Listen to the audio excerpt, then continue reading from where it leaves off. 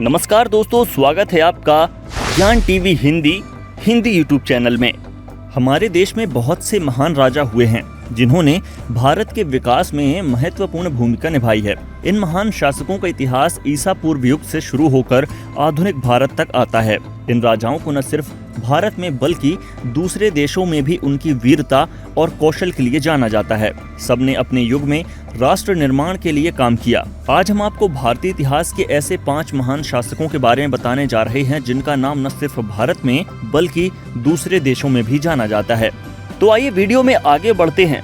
Video अच्छा लगे तो वीडियो को लाइक, शेयर और चैनल को सब्सक्राइब करके बेल आइकन को प्रेस करना मत भूलिएगा।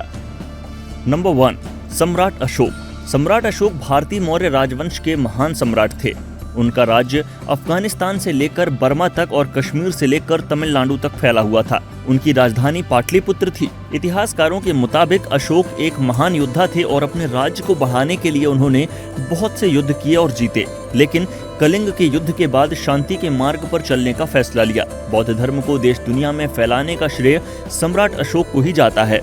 उनके शासनकाल में ही कई प्रमुख विश्वविद्यालयों की स्थापना की गई, जिसमें तक्षशिला और नालंदा विश्वविद्यालय प्रमुख हैं। 3री शताब्दी में सम्राट अशोक द्वारा बनाया गया मध्य प्रदेश में सांची का स्तूप आज एक प्रसिद्ध पर्यटक स्थल है। अशोक स्तंभ से लिए गए अशोक चक्र को भारत के राष्ट्रीय ध्वज में स्थान दिया गया है और 4 शेर वाले चिन्ह को राष्ट्रीय चिन्ह का सम्मान दिया गया है। नंबर 2, सम्राट चंद्रगुप्त मौर्य।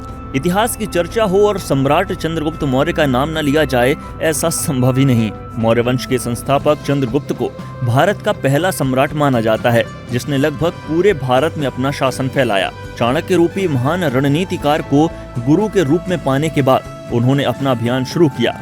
सबसे पहले उन्होंने मगध से नंद वंश को समाप्त कर अपना शासन स्थापित किया और फिर अलग अलग खंडों में विभाजित भारत को अखंड भारत बनाया। चाणक्य को जब यह खबर मिली कि अलेक्जेंडर सिकंदर भारत पर आक्रमण करने की योजना बना रहा है, तब उन्होंने भारत के सभी राज्यों को एक साथ लाने के लिए योग्य राजा की तलाश शुरू कर दी।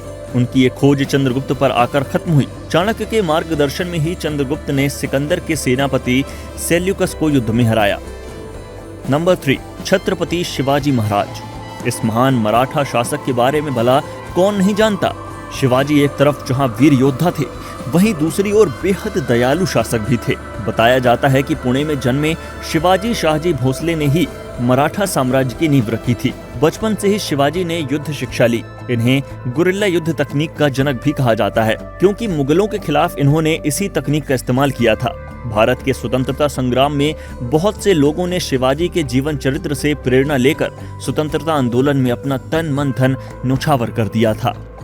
नंबर 4, महाराणा प्रताप। महाराणा प्रताप और उनके प्यारे घोड़े चेतक की वीरता की कथाएं आज भी आपको राजस्थान के कण कण में मिल जाएंगी।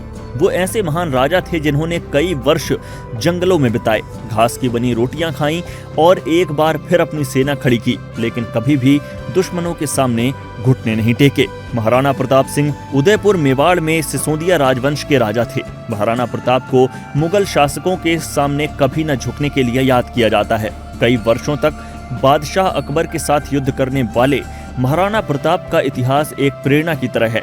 इन्होंने अपना सारा जीवन राष्ट्र, कुल और धर्म की रक्षा के लिए समर्पित कर दिया था। इसलिए इतिहास में इनका नाम आज भी वीरता और दृढ़ प्रतिज्ञा के लिए अमर है। ऐसा कहा जाता है कि महाराणा प्रताप तब 72 किलो का कवच पहनकर 81 किलो का भाला अपने हाथ में रखते थे। भाला, कवच और ढाल तलवार का वजन कुल मिलाकर 208 किलो था।